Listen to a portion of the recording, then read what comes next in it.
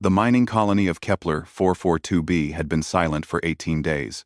Commander Brianna, Bree Chen, pressed her face against the cold metal of her cell wall, listening to the distant hum of alien machinery.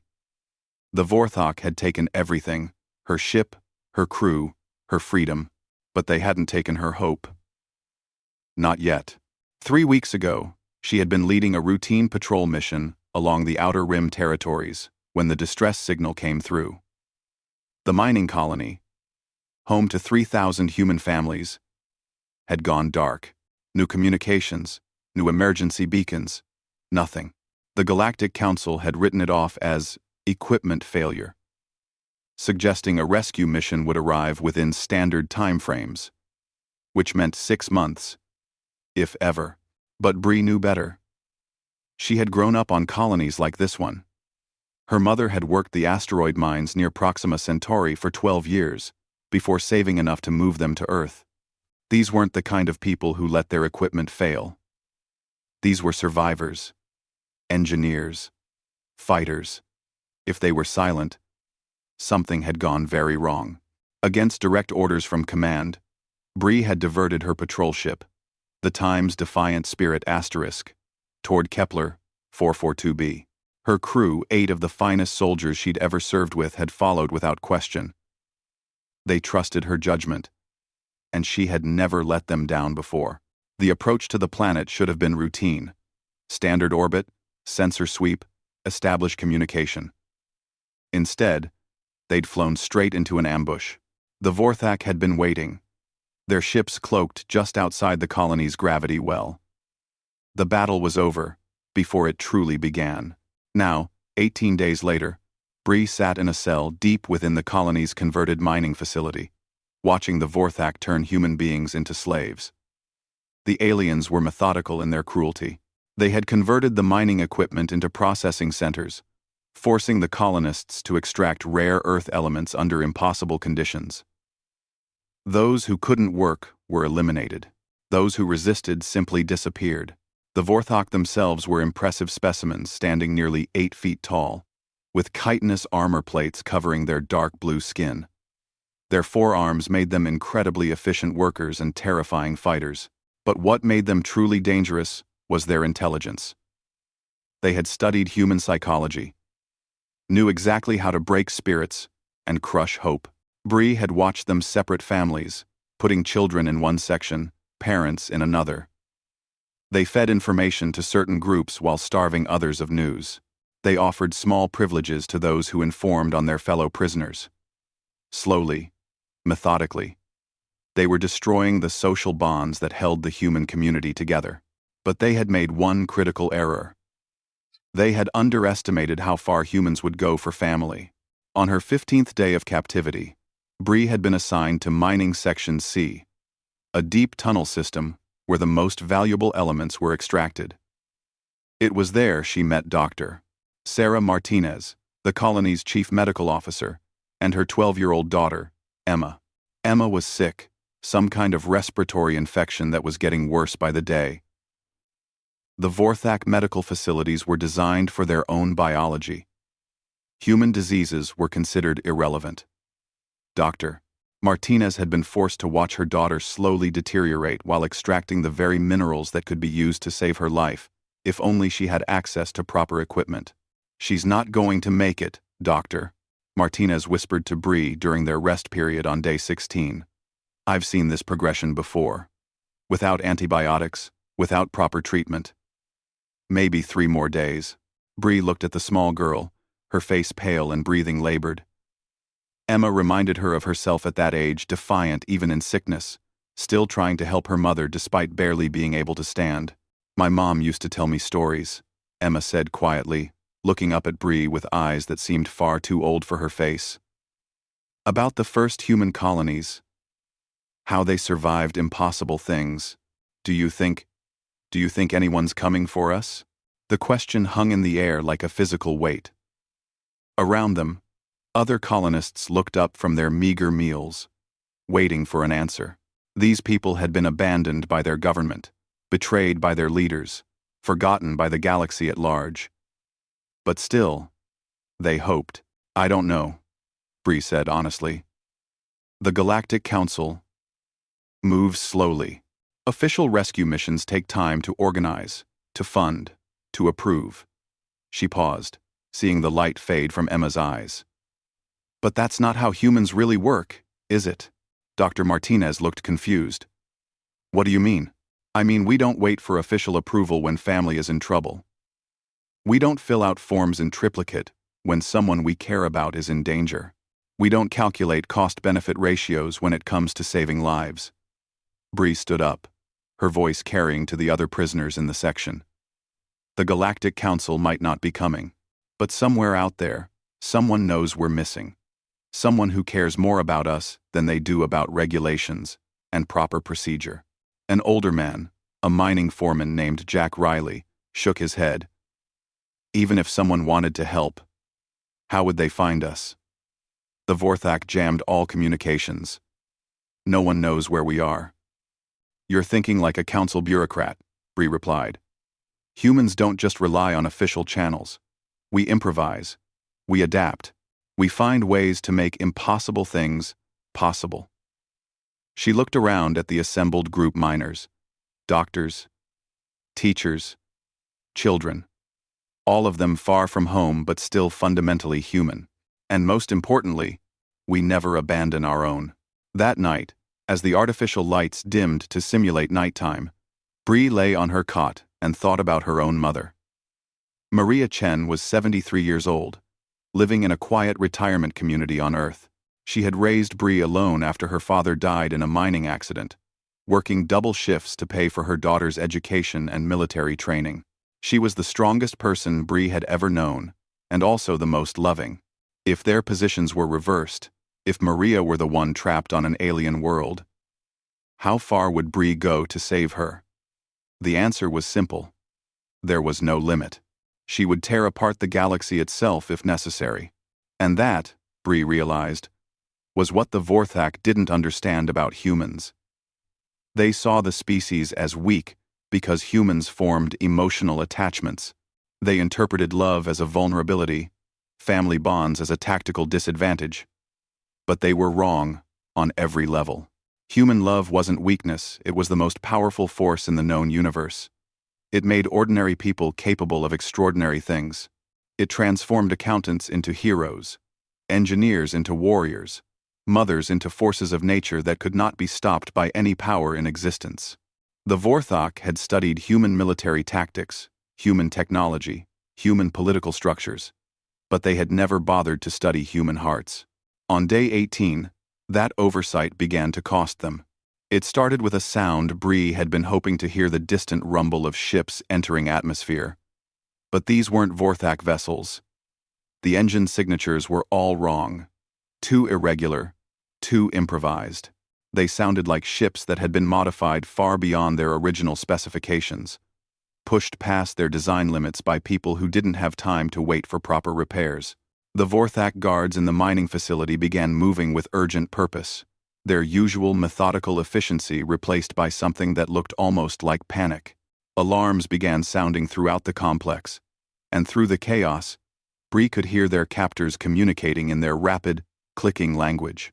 But underneath it all, getting stronger by the minute, was a sound that made her smile for the first time in 18 days.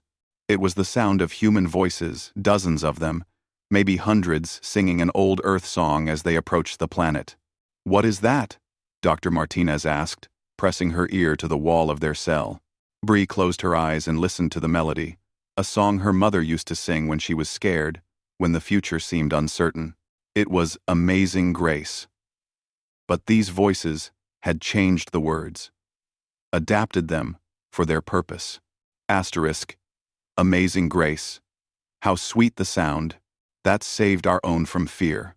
We once were lost, but now we're found. We're coming to bring you here. Asterisk. That, Bree said, her voice thick with emotion, is the sound of humans refusing to abandon family.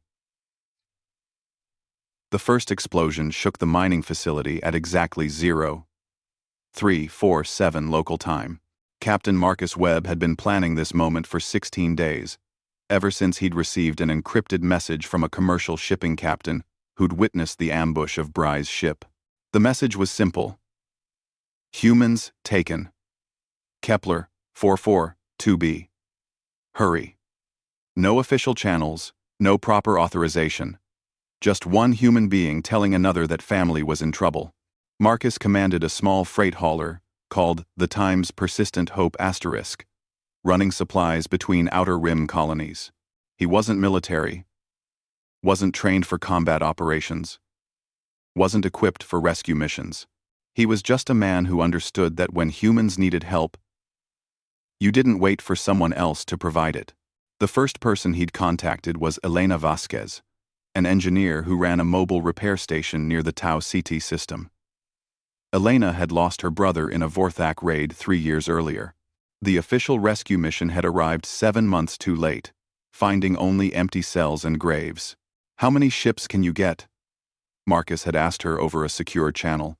"For Bri Chen?" Elena had checked her databases. "She's the one who rescued the Goldilocks colony from that solar flare 2 years ago. Saved 8,000 people." She paused. "I can get you 50 ships. Maybe more." "What kind of ships?" Elena's laugh was grim. "The kind that care more about getting there than looking pretty.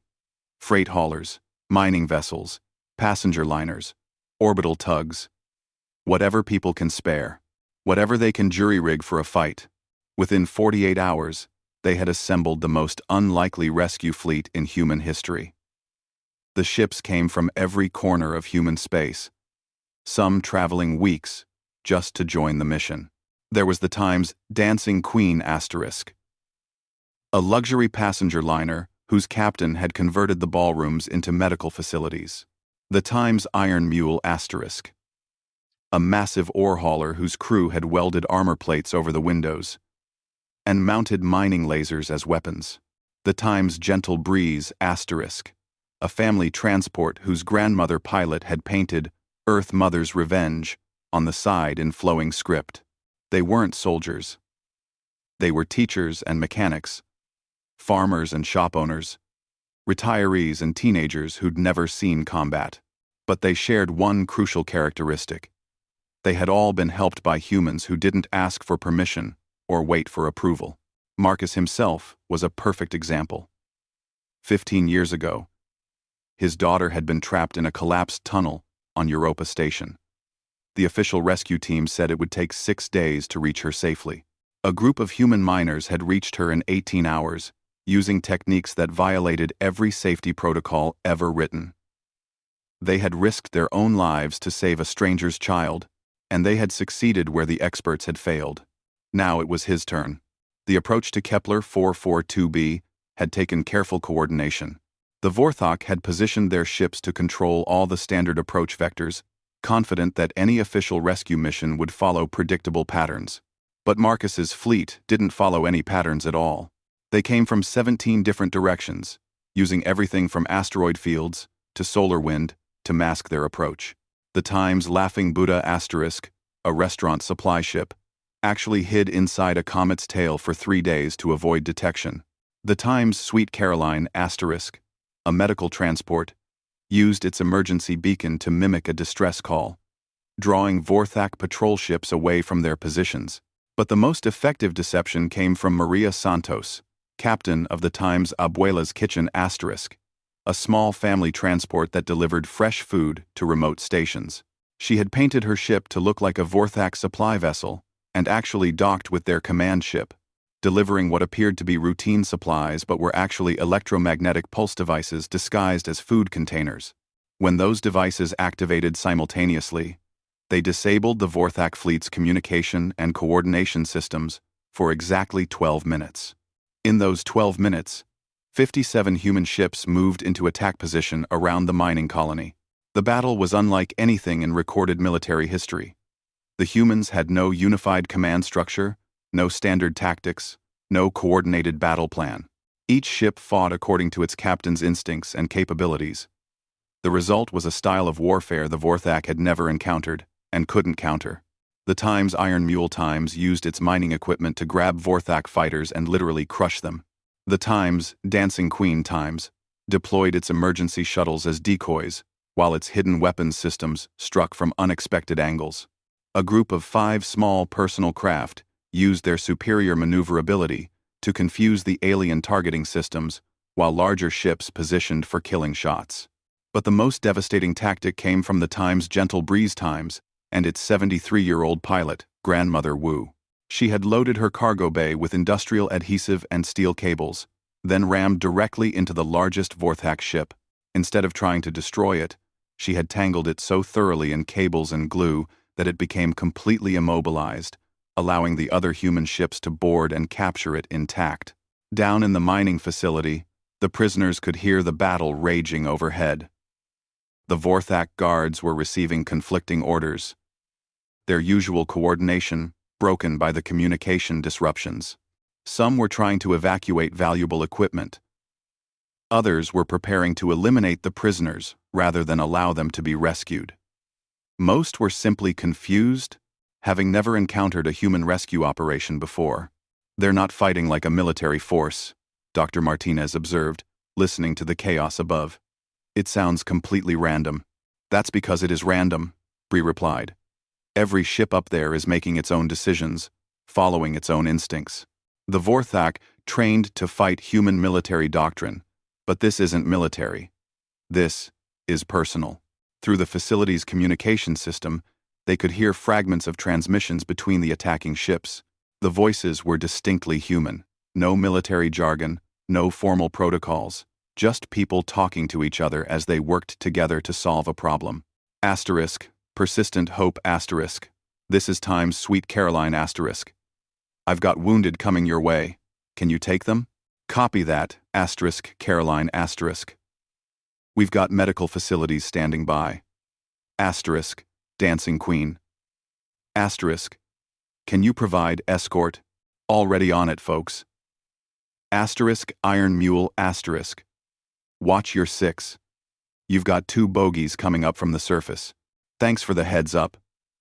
Asterisk, Abuela's Kitchen asterisk. Can you use that fancy new toy of yours to clear a path? With pleasure, asterisk Mule asterisk. Stand back and watch Grandma work. It was the sound of a community coming together, each member contributing their unique skills to achieve a common goal. The Vorthak had never encountered anything like it because they had never developed anything like it. Their society was hierarchical, rigid, based on predetermined roles and absolute obedience to authority. But humans were different. Humans were chaotic, unpredictable, willing to improvise and adapt in ways that defied all logical analysis. More importantly, they were driven by emotional bonds that made them capable of incredible sacrifice and remarkable ingenuity. The breakthrough came when Captain Santos managed to slice through the facility's main power grid, using her ship's kitchen equipment industrial food processors that had been modified with mining laser components. As the lights flickered and died throughout the complex, emergency lighting cast everything in a red glow. "This is it," Bree told her fellow prisoners. "Whatever happens next, stay together. Watch out for each other. That's what makes us human." The first rescuers to reach their section were a team from the Time's Iron Mule, Time's 3 miners, and a teenage girl who turned out to be the ship's communications officer. They moved through the facility with confidence born of experience, using mining equipment to cut through locked doors and emergency medical supplies to treat the injured. Commander Chen, the team leader, a middle-aged woman with calloused hands and kind eyes, approached Bree's cell. "I'm Captain Rodriguez. We're here to take you home." "How many ships?" Bree asked as Rodriguez worked on the lock. 57 at last count. More arriving every few hours." Rodriguez grinned. "Turns out a lot of people owe you favors, Commander. People remember when humans help humans." As the cell door swung open, Bree felt a surge of emotion she hadn't expected. For 18 days, she had maintained hope through sheer force of will. Now, seeing proof that her faith in human nature had been justified, she nearly broke down completely. "Emma," she said, turning to Dr. Martinez's daughter. "How are you feeling?" The girl managed a weak smile. "Better. Mom says the infection is responding to the new medicine." She paused. The lady from the medical ship gave me something called Earth antibiotics. She said they work on everything. Dr. Martinez looked up from checking Emma's vital signs. They brought a complete medical facility. Equipment I've never even seen before. Apparently, some of these people have been developing treatments specifically for alien environmental hazards. As they made their way through the facility, Bree saw the true scale of the rescue operation. Every ship in the fleet had contributed something unique. The Times Laughing Buddha Times had brought enough food to feed the entire colony for a month. The Times Sweet Caroline Times had medical staff and equipment to handle any injury or illness. The Times Gentle Breeze Times had actually brought psychologists and teachers to help with the emotional trauma of captivity. But most importantly, they had brought something the Vorthok could never understand. They had brought love, made manifest as action. Every person in the rescue fleet was there because they understood that human beings don't abandon their own, regardless of the cost or risk involved. As Bree stepped outside the mining facility for the first time in 18 days, she looked up at the sky filled with human ships. Each one represented families, communities, individuals who had chosen to act when action was needed. They hadn't waited for orders or official authorization. They hadn't calculated the odds or considered the diplomatic implications. They had simply decided that rescuing fellow humans was more important than following rules. Captain Santos approached her, still covered in adhesive and steel cable fragments from her ramming attack. She handed Bree a communication device. The voice that came through was elderly, familiar, and filled with love. "Brianna? Baby? Is that you?" Bree's voice caught in her throat. "Mom? I'm on the Times Persistent Hope *. Captain Webb let me come along when he heard you were in trouble. I told him no one was keeping me from my daughter." Maria Chen's voice was steady but emotional. "Are you hurt? Are you safe?" For the first time in 18 days, Bree began to cry. Not from despair or pain, but from overwhelming gratitude. The galaxy was vast and cold and often cruel, but somewhere in it, there were people who would cross impossible distances and face impossible odds just to bring family home. "I'm safe, Mom," she whispered. "Thanks to them. Thanks to all of them." The docking bay of the Times Persistent Hope Times had been converted into a temporary reunion center. Bree floated through the airlock, still adjusting to the artificial gravity after weeks in the mining facility's inconsistent environment. The familiar sounds and smells of human technology surrounded her. The gentle hum of life support systems, the scent of recycled air mixed with coffee and fresh bread, the soft murmur of voices speaking in dozens of different human languages and dialects. But none of that mattered when she saw her mother waiting at the far end of the bay. Maria Chen stood straight despite her 73 years, wearing the practical coveralls that marked her as crew rather than passenger. Her hair was silver now, pulled back in the same efficient bun Bree remembered from childhood. Her hands were folded calmly in front of her. But Bree could see the slight tremor that betrayed the depth of her emotion. For a moment, neither of them moved. 18 days of separation, weeks of not knowing if she would ever see her daughter again, collapsed into a single instant of perfect recognition. Then Bree was running, her military composure completely forgotten, her voice breaking as she called out, "Mom," like a child lost in a crowded marketplace. Maria opened her arms and caught her daughter in an embrace that seemed to defy the laws of physics. Somehow, Bree felt smaller and safer than she had since childhood, as if her mother's presence could protect her from anything the universe might throw at them. "My brave girl," Maria whispered, her voice thick with tears. "My beautiful, stubborn, impossible daughter. I knew you'd be okay. I knew someone would come for you. You came for me," Bree replied, pulling back just enough to see her mother's face. "You traveled halfway across the galaxy to come for me." Of course I did." Maria cupped her daughter's face in weathered hands that still carried the strength of decades spent working in space. "Did you think a little thing like distance would keep me from my child?" Around them, the other reunions were taking place with equal intensity. Dr. Martinez held Emma close, while Captain Rodriguez's medical team ran final scans to ensure the girl's infection was completely clear. Families found each other after weeks of forced separation, and their joy was so pure it seemed to brighten the artificial lighting of the ship. But it was more than just individual reunions. The entire rescue fleet had become an extended family, united by their shared commitment to bringing people home. Ship crews moved between vessels, sharing supplies and stories and expertise. Children who had been traumatized by their captivity found comfort with grandmothers from the Time's Gentle Breeze asterisk. Engineers from the Time's Iron Mule Times worked alongside doctors from the Time's Sweet Caroline Times to repair equipment and heal injuries.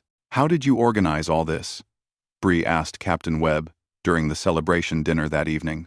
The Time's Persistent Hope asterisk's cargo bay had been transformed into a dining hall, with tables improvised from shipping containers and chairs borrowed from every ship in the fleet. Webb smiled around a mouthful of Elena Vasquez's famous asteroid stew. "We didn't organize it. It organized itself. Word spread through the commercial networks, then the family networks, then the networks that don't have names but connect every human community in space. But the coordination, the timing, the tactics." "Commander," interrupted Captain Santos, her uniform still showing scorch marks from the battle. "You're thinking like a military officer. This wasn't a military operation. This was a community coming together to help neighbors." Elena Vasquez nodded from across the table. "Each ship contributed what it could, when it could, how it could. The Time's Dancing Queen Times had medical facilities, so they became our hospital ship. The Time's Iron Mule Times had mining equipment, so they became our assault vessel. My repair station had communications gear, so I coordinated movement. And I had the most important equipment of all," added Grandmother Wu with a grin that made her look decades younger. "I had experience being a mother. I knew how far mothers will go for their children." Maria Chen, sitting beside her daughter, squeezed Bree's hand. "That's the part the Vorthok never understood. They studied our military, our technology, our governments, but they never studied our families." The conversation was interrupted by a commotion near the entrance to the dining hall. A group of Vorthak prisoners were being escorted through the area, their chitinous armor marked with damage from the battle. They moved with the rigid posture of defeated soldiers, their forearms restrained by energy bonds. The talking stopped. Every human in the room turned to look at their former captors, and the silence stretched uncomfortably long. These were the beings who had enslaved them, tortured them, planned to work them to death in the mines of a distant world. Then Emma Martinez, still pale from her illness but walking steadily now, approached the nearest Vorthak warrior. "Are you hurt?" she asked in her clear young voice. The alien looked down at her with eyes that showed confusion rather than hostility. In their own language, they said something that the translation device rendered as, "Why do you ask? Why do you ask?" "Because you're bleeding," Emma said simply. "That looks like it hurts." Dr. Martinez stepped forward, medical instincts overriding everything else. "The wound is infected," she observed clinically. "Without treatment, it could become septic." The Vorthak warrior's mandibles clicked in what might have been surprise. "You would?" "I would treat a patient," Dr. Martinez replied. "That's what doctors do." What followed was a conversation that would be studied by xenobiologists and diplomats for generations. As Dr. Martinez worked on the alien's wounds, other humans began asking questions, not interrogations, but genuine curiosity about Vorthak culture and biology. The aliens, expecting torture or execution, found themselves instead receiving medical care and engaging in philosophical discussions. "Your species confuses us," the lead Vorthak finally admitted. "We studied your military responses, your resource allocation patterns, your territorial behaviors. Everything indicated you were weak, divided, inefficient." "We are divided," Captain Webb agreed. "We have hundreds of governments, thousands of cultures, millions of different opinions about how things should be done. Then how did you coordinate this rescue? How did so many ships from so many different factions work together without a unified command structure?" Bree exchanged glances with her mother, then looked around the room at the faces of the people who had risked everything to save strangers. "We don't need a unified command structure. Come, Tara," she said. "We have something better. We have love." The Vorthak's translation device struggled with the concept. "Love? You mean breeding compatibility?" "No," Maria Chen said gently, her weathered voice carrying the authority of 7 decades of life experience. "Love means caring more about someone else's well-being than your own comfort. It means being willing to sacrifice for people you've never met because they're part of your extended family. It means making impossible things possible because the alternative is unacceptable." "But that is inefficient," the alien protested. "It wastes resources on individuals who provide no tactical advantage. It prioritizes emotional satisfaction over logical objectives." Elena Vasquez laughed, a sound with no mockery in it. "Inefficient? We assembled 57 ships, crossed hundreds of light years, defeated your entire battle group, and rescued 3,000 people in less than 3 weeks. How is that inefficient?" "Oh no. But the cost." "The cost?" Grandmother Wu's voice carried the gentle authority of someone who had raised 6 children and 14 grandchildren. "Child, what could be more valuable than bringing family home?" The Vorthak fell silent, their advanced intellects struggling with a concept that human children understood instinctively. Around them, the celebration continued, but now it included quiet conversations between species that had been enemies hours before. Later that evening, as the fleet prepared for the journey back to human space, Bree stood on the observation deck of the Time's persistent Hope Times with her mother. Through the transparent aluminum, they could see the other ships arranging themselves into a protective formation around the vessels carrying the rescued colonists. "I keep thinking about what they said," Bree mused. "About us being inefficient. Are you having doubts?" Maria asked. "No. The opposite." Bree pointed to the Times' Laughing Buddha asterisk, where the crew was organizing entertainment for children traumatized by their captivity. "Look at that ship. It's a restaurant supply vessel that's been converted into a mobile trauma counseling center, completely outside its designed purpose, probably violating a dozen safety regulations, staffed by people with no official training in psychology. And those children are laughing for the first time in weeks. They're healing in ways that no official therapy program could achieve, because the people helping them genuinely care about their well-being, not just their recovery statistics." Maria smiled. "Your father used to say that humans don't follow blueprints. We improvise, adapt, make things work through sheer, stubborn determination to help each other. The Vorthak are probably right that it's inefficient," Bree continued. "We could have waited for an official rescue mission. It would have been properly funded, professionally organized, equipped with the latest military technology, and it would have arrived 6 months too late, after everyone was dead." "Exactly. But because we're inefficient, because we prioritize emotions over logic, because we refuse to abandon family, no matter what the cost." Bree gestured to the fleet around them. "Everyone goes home." As if summoned by her words, Captain Webb's voice came over the ship's communication system. "All vessels, this is Time's Persistent Hope asterisk. We've received clearance for departure. Next stop, human space." The cheer that arose from 57 different ships was audible even through the vacuum of space, transmitted through radio waves and quantum entanglement, and sheer force of collective joy. It was the sound of a community celebrating not just victory, but the fundamental values that made them human. "Mom," Bree said as the stars began to shift around them, marking the beginning of their journey home. "Thank you for coming for me." Maria Chen pulled her daughter close, the same way she had when Bree was small and frightened by thunderstorms. "Sweet girl, did you really think anything in this universe could keep me from you? I hoped not. But after 18 days, after seeing what they were capable of, hope is what makes us human," Maria said firmly. "Hope and love, and the absolute refusal to abandon each other. The Vorthak can study our technology and our tactics all they want, But they'll never understand that our greatest strength isn't our weapons, or our ships, or our governments. It's our willingness to cross impossible distances and face impossible odds for the simple reason that family is worth everything. Behind them, the mining colony of Kepler 442b grew smaller in the distance.